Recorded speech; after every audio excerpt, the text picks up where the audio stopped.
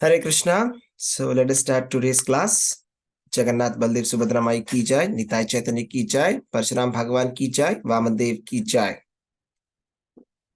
Om Agyanatimirandhasya Gyananjanashalakaya Chakshurunmilitam Yena Tasmai Shri Gurave Namaha Nama Om Vishnupadaya Krishna Prasthaya Bhutale Srimate Bhaktivedanta Swaminiti Namine Namaste Saraswate Deve Gauravani Pracharine Nirvishesha Shunyavadi Pasyatya Deshatarine Jai Shri Krishna Chaitanya Prabhu Nityananda Shri Advaita Gadadhara Shri Vasadi Gaura Bhakta Vrinda Hare Krishna Krishna Krishna Hare Hare Hare Rama Rama Rama Hare Hare. So we're doing the chapter number 18, conclusion, the perfection of renunciation. Bhagavad Gita, chapter number 18. We are doing today 18.6. We are doing the chapter number 18.6. Let's just see that verse. एतान्यपि तु कर्माणि संगम त्यक्त्वा फलानि च कर्तव्यानीति मे पार्थ निश्चितं मतमुत्तमम् एतान्यपि तु कर्माणि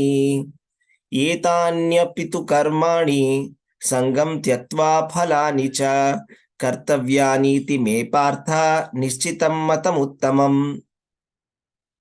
All these activities should be performed without any attachment or any expectation of result.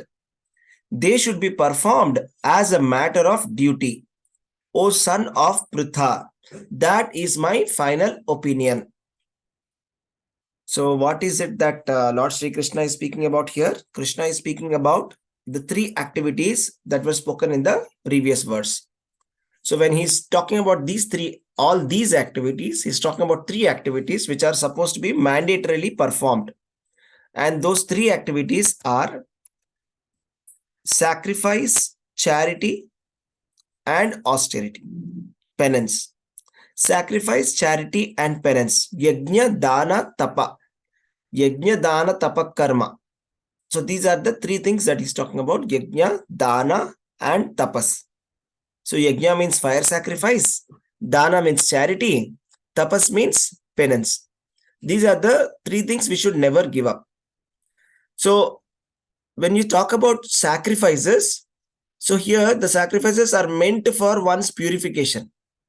So there are many fire sacrifices that are mentioned in the Vedas, and all these sacrifices have been mentioned in the Karma Kanda of the Vedas. And the purpose of this sacrifices is that we become purified. That's the original purpose. And we become purified and we come to the stage of liberation, that we come to the platform of knowledge. So that's the idea of these fire sacrifices. So when we do these sacrifices, we should not expect any result. I mean, we should not do this for the sake of something. It's not that, we are doing this yajna for the sake of getting some result. If we do it in that way, it becomes yajna in the mode of passion and yajna in the mode of ignorance. I mean, the results of yajna in the mode of passion and mode of ignorance are not very lasting. They're very temporary. So if you want permanent results, you must do yajna without expectation of any result. That is the key.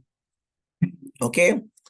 So that is, we should do sacrifices that purify one's existence and which elevate us to the spiritual platform. Especially those kind of fire sacrifices, we should never stop.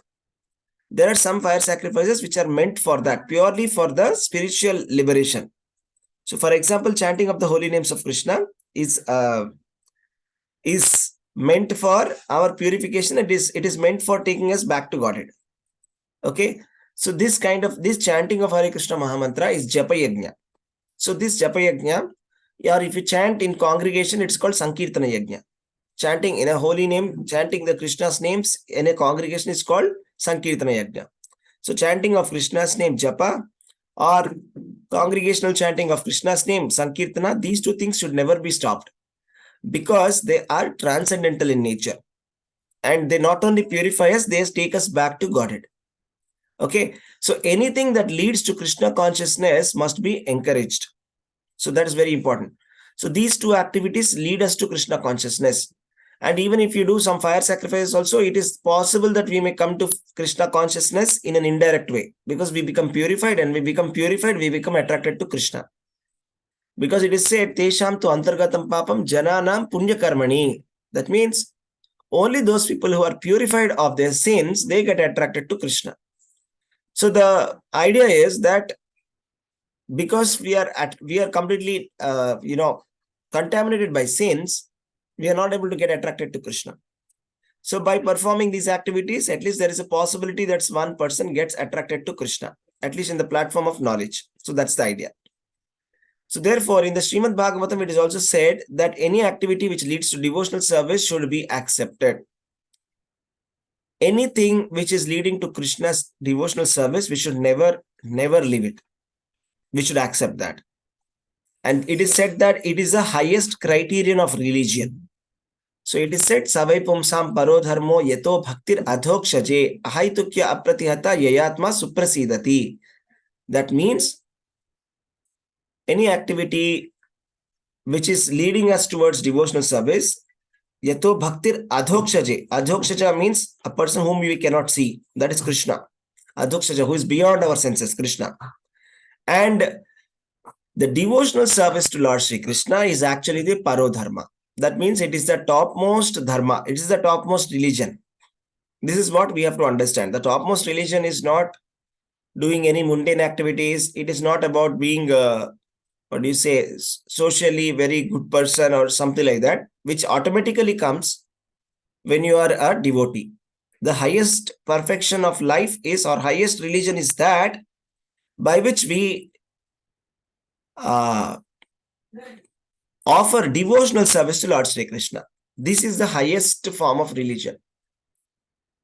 Okay? So a devotee of the Lord should accept any kind of work, sacrifice or charity which will help him in the discharge of devotional service to the Lord. So a devotee, whatever work it may be, whatever devotional service it may be, any kind of work, any kind of activity, any work, sacrifice or charity, anything that takes us near to Krishna, we must accept it. Because the acharyas are saying, Yena kena prakarena mana Krishna niveshaya. That means somehow or the other, we should put our mind on Krishna. By hook or crook, we should always try to remember Krishna. Okay, so that's what we should do. So in this verse, what we have summarized is, Lord Krishna is saying, never give up the activities of sacrifice, charity, and penance. Never give up this activity, because they purify even the great souls. And he also said that these activities, when you do it, you must do it without expectation of result, as a matter of duty. And Krishna is saying, that is my final opinion. Krishna said, Iti me partha nishchitam matam uttamam. He's telling, it is my definite conclusion. And it is the best conclusion. I'm sure about it. Krishna is saying. So you should never stop this. That is very strongly Krishna is saying. Okay. So that's about today's class. Thank you very much. If anybody has any questions, you can ask.